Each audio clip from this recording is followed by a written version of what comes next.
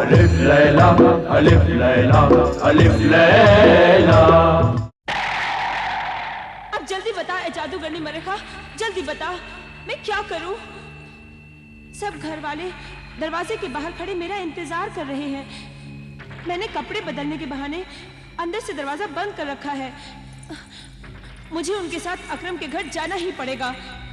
अगर मैं आमिल कामिल के इलाके में चली गई तो दुख्तर आमिल आबिदा मुझे गिरफ्तार कर लेगी। सब राज खुल जाएगा। फिर तेरा और मेरा इंतकाम अधूरा रह जाएगा। फिर मुझ बदरूह डाइन के साथ वो तुझे भी जलाकर राख कर देगी।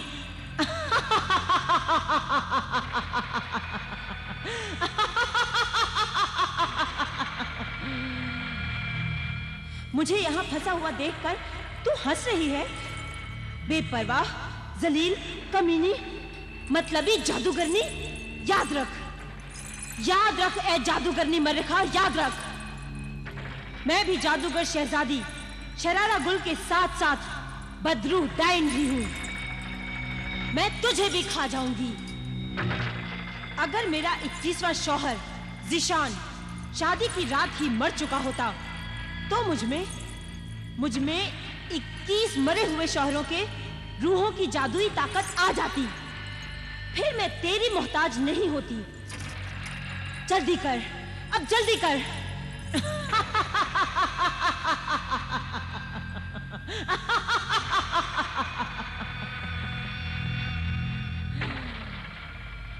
सब्र कर। ऐसी हालत में सब्र के बाद कब्र है।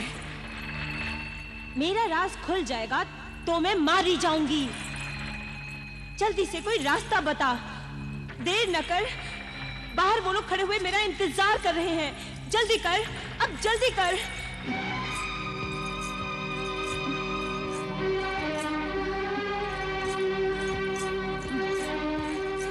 क्या हुआ?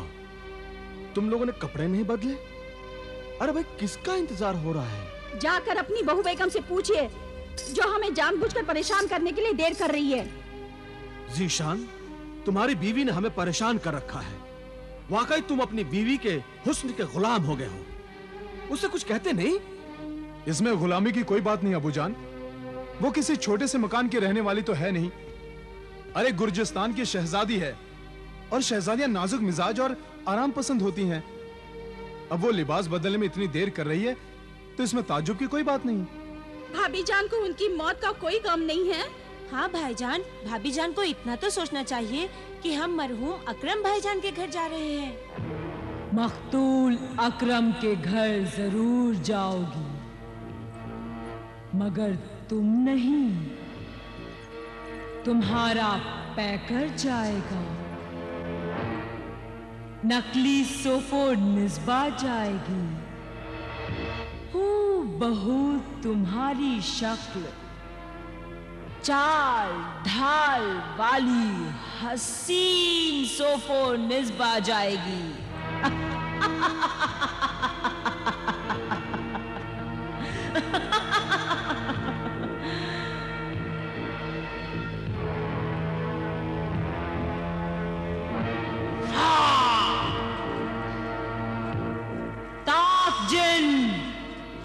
तबाक जिन हाजिर हो। ताक जिन, तबाक जिन। एक लड़की पाक जिस्म पाक रूह वाली दोशीजा के साथ हाजिर हो। ताक जिन, तबाक जिन हाजिर हो।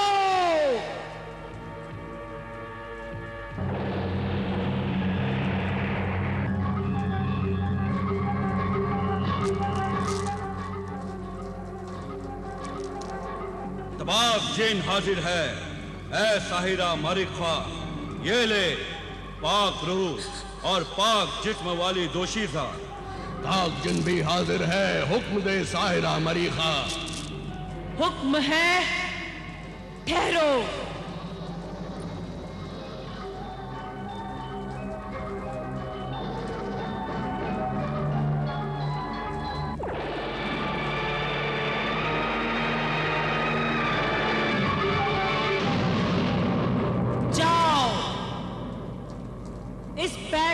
सोफोनिस्बा को, इस नकली सोफोनिस्बा को असली सोफोनिस्बा की ख्वाबगाह में ले जाओ। जब ये नकली सोफोनिस्बा चली जाए तो असली सोफोनिस्बा को पुराने महल में ले जाकर छुपा दो और उसकी हिफाजत करो। जाओ, हुक्म की तामील करो। हुक्म की तामील होगी ऐ साहिरा मारिखा।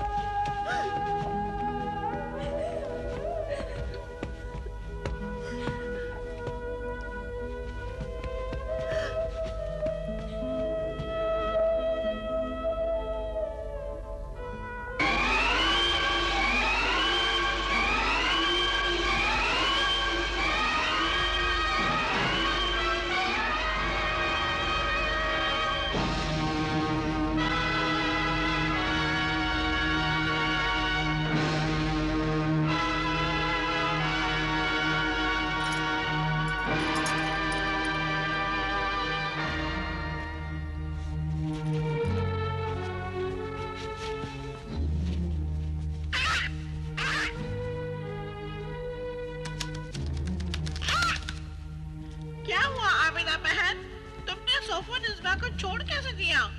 ऊपर आसमान में मुखबिर मददगार जिन तुम्हारे हुक्म का इंतजार कर रहा है और तुम यहाँ हैरान परेशान खड़ी हो। परेशान तो इस बात पर हूँ मैं भाईजान कि सोफोनिस्बा तो निहायती पाक साफ है। उसके जिस्म में कोई बदबू नहीं है। उसका जिस्म भी पाक है। मैंने अपने इल्म की शुआओं से उसकी रूह को पहचान लिया है। इसका मतलब है जिशान सच कहते थे कि सोफो निज़्वा तो जन्नत की हूर है, और मैं गलत कहती थी कि वो डायन है, बदरू है।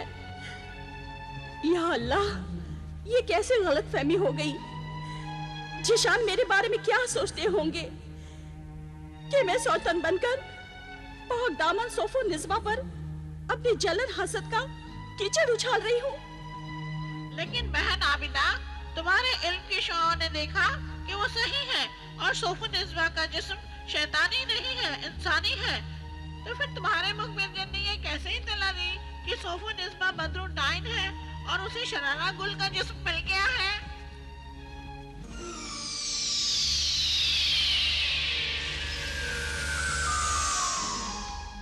मैं भी हैरान हूं और शर्मिंदा हूं, ऐ दुख्तर आमिल आबिदा, कि मेरी इत्तला खबर गलत कैसे हो गई।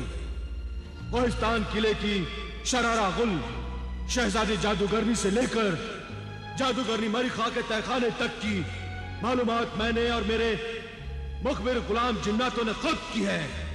फिर इतनी बड़ी गलतफहमी कैसे हो सकती है?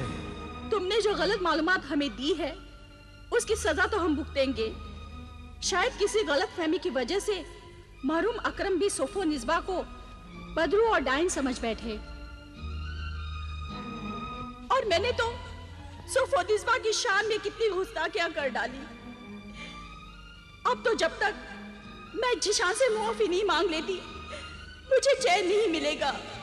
मुआफी की कोई जरूरत नहीं आबिदा, गलतियां इंसान से ही होती हैं, और गलतफहमी कैसे इंसान को इंसान से दूर कर देती हैं, ये आज पता चला ना तुम्हें। जिशान, मैं एक बार फिर तुमसे मुआफी चाहती हूँ, और सोफो निज़्वा से भी। तुम भी मुझे माफ कर दो सोफो निज़्वा, तुम्हारे बारे में मैं गलत समझती रही। जिशान वाकई सच कहते थे, तुम तो जन्नत की हूर हो, पाकीज़ा हो, खूबसूरत हो। आबिदा, ये इनकी मोहब्बत है जो मैं ऐसी नजर आती हूँ, वरना मैं क्या हूँ मैं जानती हूँ। आबिदा, ये मुझसे इतनी मोहब्बत करते हैं कि कभी कभी तो मैं डरती हूँ कि कहीं इनकी मोहब्बत मुझे पागल न बना दे। जो लोग मोहब्बत में पागल होकर भी होश में रहते हैं वो बहुत खुशनसीब होते हैं। आबिदा, खुशनसीब तो तुम भी हो। इतना ही प्यार, इतनी ही मोहब्बत वो तुमसे भी करते हैं। शादी तो तुमसे ही होने वाली थी। मैं तो खामखा यूं ही बीच में टपक पड़ी। आबिदा, इसीलिए मैं तुमसे मुआफी चाहती हूँ। अल्लाह के लिए मुझे मुआफ कर दो।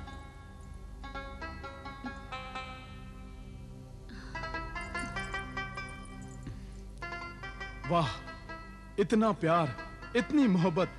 बस औरतों में यही एक खास बात होती है, बहुत जल्दी घुल मिल जाती हैं। ये तावीज कैसा है तुम्हारे हाथों में? ये तावीज आपके तकिए के नीचे रखा हुआ था। कैसा है ये तावीज? ओह, ये तावीज आबिदा के वालिदे बुजुर्गवार अमीन साहब का दिया हुआ रूहानी तोहफा है। इंसान को हर बला से महफूज रखता है। इसे मेरे तकिए के नीचे ही रख देना, सफर पर जाऊंगा तो पहन लूंगा। अफसोस, मैंने सोफो निज़्वा को कितना गलत समझा। अगर ये नापाक रूह होती तो इस पाक तावीज को हाथ लगाते ही उसके हाथ जलने लगते। क्या सोच रही हो आबिदा? कुछ नहीं, बस घर जाने की सोच रही हूँ। अगर सोच लो तो यह घर भी तुम्हारा हो सकता है। एक दिन मेरे खत का जवाब बनकर दुल्हन की शक्ल में इस घर में आ जाओ। अच्छा, मैं चलती हूँ। एक शर्त पर, फिर जल्दी आना मिलने के लिए। अगर मैं ना आई तो फिर तुम मेरे घर आ जाना। मैं अपने अब्बा जान, अम्मी जान और भाईजान से मिलाऊंगी। सोफो, इनके भाईजान तोता है। अच्छा सोफोनिस्बा, मैं चलती हूँ। जो कुछ तुमने सोफोनिस्बा के बारे में सुनाया, सुनकर बहुत दुख और अफसोस हुआ। और ताज्जुब की बात तो यह है कि आज तक हमने सोफोनिस्बा को देखा ही नहीं था। और मुझे तो इस बात पर ताज्जुब है अब्बा जान कि इंसान तो इंसान, क्या जिन्नात भी इंसानों की तरह गलतियां कर सकते हैं? हाँ हाँ, क्यों नहीं कर सकते। बेऐब तो बेटी सिर्फ खुदा की जात है। इंसान, हैवान और जिन्नात ये सब गलतियों के पुतले होते हैं। मैं अपने मुखबिर जिन से इस कदर नाराज हूं कि मैं अब उसे कभी नहीं बुलाऊंगा। याद है तुम्हें उसने क्या क्या कहा था? हमें और तुम्हें कोहिस्तान की जादूगर शरारा गुल, बदरू डायन और जादूगरनी मरीखा का अजीबो गरीब जादू क्या क्या कहा था? देखा मेरे अजीबो गरीब जादू का कमाल। इतना बड़ा आमिले कामिल मेरे धोखे के जाल में फंस गया। इतनी बड़ी आमिला आबिदा मेरे जादू की साजिश का शिकार होकर ज़िशान से माफी मांगने चली गई। सोफोनिस्बा जिससे नफरत करती थी, उस सौतन को उसने गले लगा लिया और असली सोफोनिस्बा बदरूह डायन अपनी डायन चुड़ैल सहेलियों के साथ पुराने जंगल में है। और नकली सोफोनिस्बा ज़िशान के घर में अपनी शराफत और खिदमत से सबका दिल जीत रही है। और जब वो नकली सोफोनिस्बा चली जाएगी और तू उसकी जगह वहां आ जाएगी, आहिस्ता आहिस्ता सबको मार डालेगी, सबको मार डालेगी। किसी को कोई शको शुबहा नहीं होगा और इस तरह हम कामयाब होंगे। यही हमारी कामयाबी होगी। मौका मिलते ही आमिल और उसकी बेटी को खत्म कर डालेंगे और इस तरह पूरा होगा हमारा इंतकाम। इस तरह हम कामयाब होंगे। इस तरह जादूगरनी मरीखा, आज तक मैं तेरी वजह से ही कामयाब रही हूँ। मैं तुझसे, तेरे जादू से, तेरी साजिश से बहुत खुश हूँ। लेकिन अभी तक मैं अपने 21वें शौहर ज़िशान को नहीं मार पाई। ना ना ना, जल्दबाजी ना कर, वरना मारी जाएगी। पहले तुझे ज़िशान के माँ बाप, फिर उसके बहन भाई इमरान और मासूमा का खून पीना होगा और फिर उसके बाद तू ज़िशान को मार सकेगी। रात हो गई है और मैं अपना शिकार तलाश करने के लिए जा रही हूँ।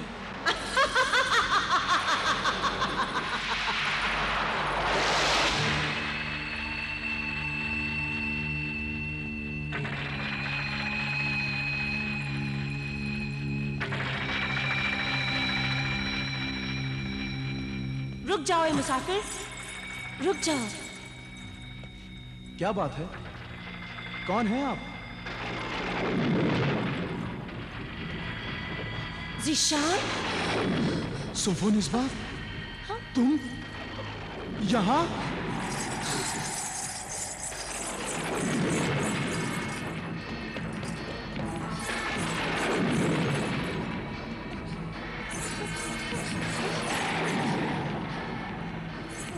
सोफोनिस्बा, रुक जाओ, रुक जाओ सोफो।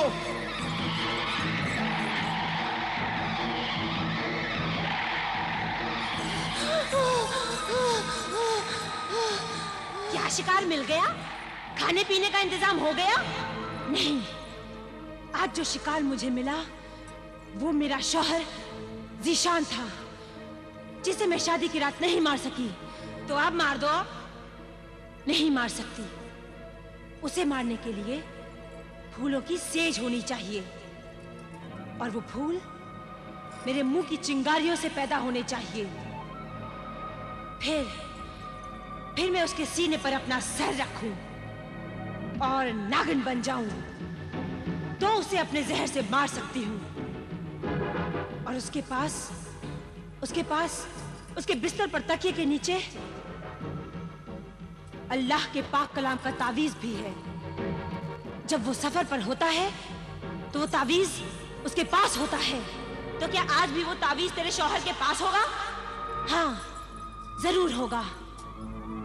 ये वही तावीज है जिसकी वजह से उस रात अकरम बच गया था। कहीं ऐसा ना हो जाए कि हम भी आज तुम्हारे साथ मारे जाएं और वो कहीं यहाँ ना आ जाए। नहीं नहीं, ऐसा नहीं हो सकता। मैं इतनी तेज रफ्तार से भागी थी कि उसकी नजरों से गायब हो गई। अब वो यहाँ नहीं पहुंच सकता। सोफो!